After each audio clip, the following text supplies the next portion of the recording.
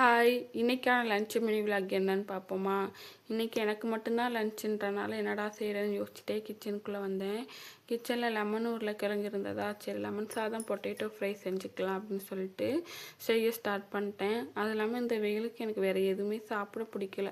சாம்பார் சாதம் அப்படின்லாம் எதுவும் பிடிக்கல. அதனால் இதுவே செஞ்சுட்டேன். இது எல்லாரோட ஃபேவரட் அண்ட் கம்ஃபர்ட் ஃபுட்டாக இருக்கும்னு நினைக்கிறேன். ஆமாம் தானே? எனக்கும் ரொம்ப பிடிக்கும். அதுவும் ஹாஸ்டலில் இருக்கவங்களாம் அடிக்கடி செஞ்சு சாப்பிட்லாம். அந்தளவுக்கு ஈஸியாக இருக்கும். எனக்கும் அப்படி தான். நான் ஹாஸ்டலில் இருக்கும்போது அடிக்கடி செய்வேன்.